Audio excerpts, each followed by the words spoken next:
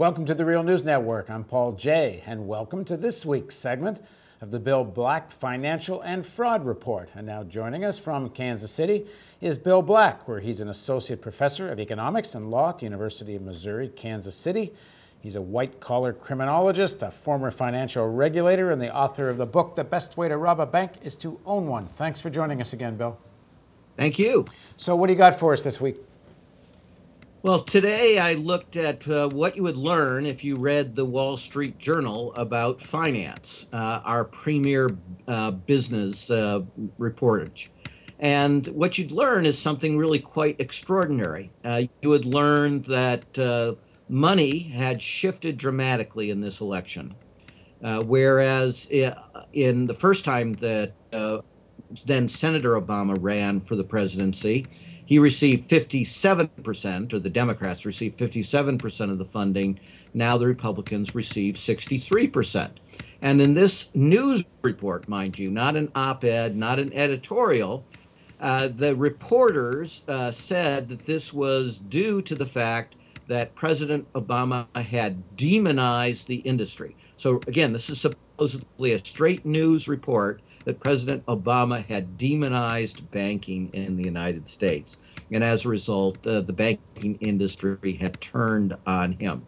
So this is just an extraordinary invention because President Obama has actually bailed out the financial industry and indeed has protected the financial industry from criticism and from meaningful transition.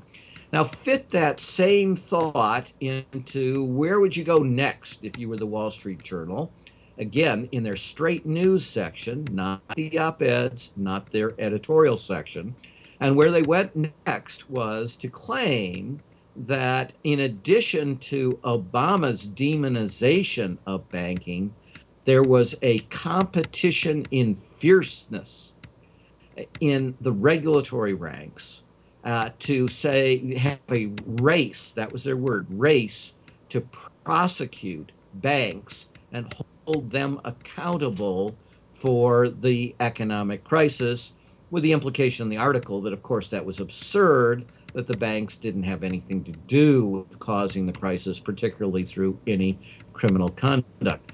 And again, this is an absolutely alternate universe that they're inhabiting, where the reality is that there has been not a single prosecution of any elite Wall Street player that actually caused the crisis. Only two Bear Stearns middle-level folks indicted about a tangential matter. And we are now years after the crisis. We are 8 years, roughly. In fact, almost exactly 8 years after the first warning from the FBI that there was an epidemic of mortgage fraud and the prediction that it would cause a crisis. And so this is brought, who is, spinning this story? Well, it turns out there are two obvious folks spinning the story. The folks being quoted are the Chamber of Commerce, and in particular, their competitiveness group. And what is it that their competitiveness group wants to do? Its claim to fame is that we need to win a competition in laxity, a race to the bottom with the City of London. Now, you may have noticed that the City of London did win that race to the bottom of the weakest regulation in the world of any major financial center. And the result has been just a disastrous collection of frauds from the most elite institutions in that nation. But the Chamber of Commerce isn't writing to warn us about the results of winning a competition in laxity, that it produces widespread fraud. Quite the opposite. They are writing to say that we must defeat President Obama.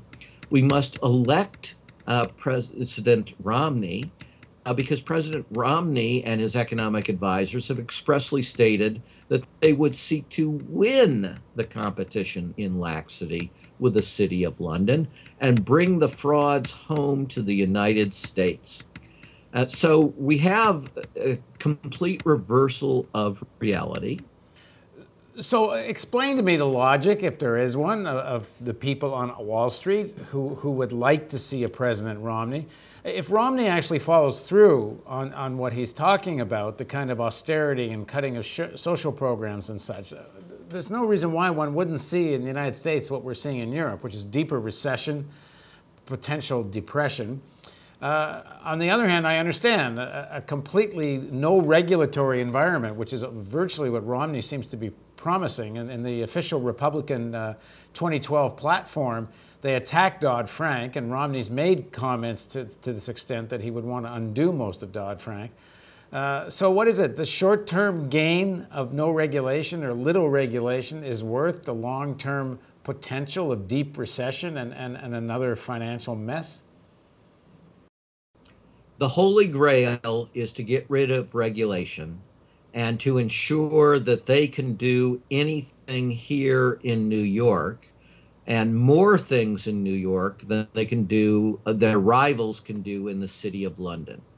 And if that's true, then they will become much bigger than the banks in doing business in the city of London.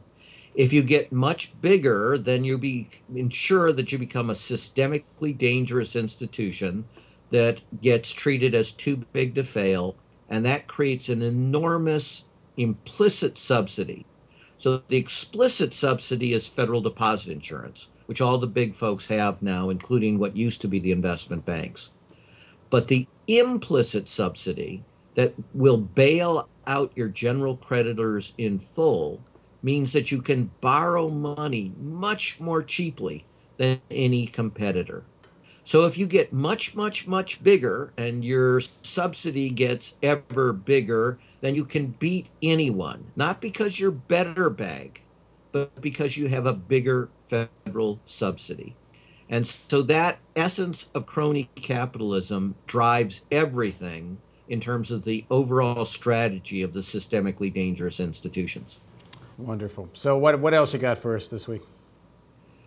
Well, the guy that Standard & Poor's hired to try to restore some credibility to their ratings has left Standard & Poor's, but he had already been taken out of primary responsibility months ago because the new CEO came in and said, we're losing too much business to our competitors. So this brings us to another variant of the competition and laxity.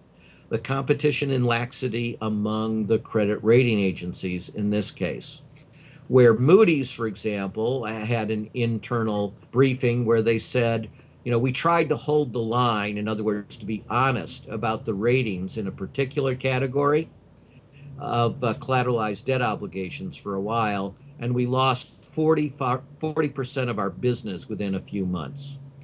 So this is also called the Gresham's Law, in which bad ethics drives good ethics out of the marketplace, and it leads to the weakest possible regulation in the private sector.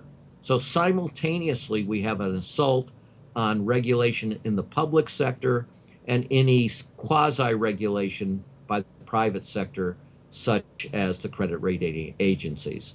So their effort to get tougher lasted all of about a year and a half. And of course, this unreliability of the credit rating agencies, lack of regulation, it's what gave rise, or certainly one of the major factors that gave rise to the '08 crash in the first place. But they've found out how to make money out of these crashes and afterwards, so they don't really care about another crash.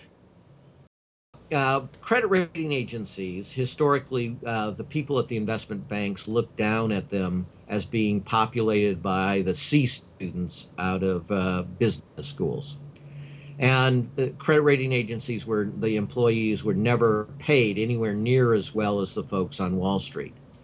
What the credit rating agencies discovered, though, was that they were the key to making Wall Street possible to make their fortunes.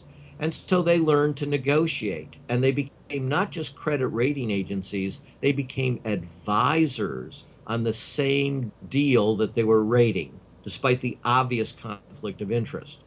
And so they would structure the deal to ensure that it would get a AAA rating.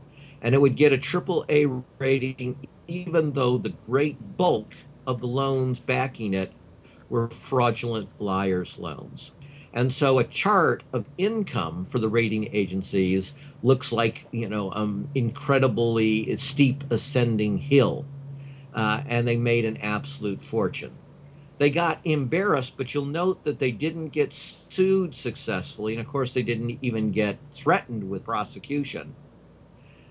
So that embarrassment period where they supposedly tried to toughen up their act only lasted around a year. And what they found was whoever was toughest lost business to whoever was weak. Again, this race to the bottom, or Gresham's dynamic, in which bad ethics drives good ethics out of the professions. And the result is that they've pitched, thrown to the curb, the only guy at Standard & Poor's, which is the biggest of the rating agencies, who was their symbol of trying to be tougher. And all of this, of course, will make America more competitive. Yes, if you want to, again, our mantra is the only way to win a race to the bottom is to refuse to race. Thanks for joining us, Bill. Thank you. And thank you, and join us next week for Bill Black's report. And thanks for joining us on the Real News Network.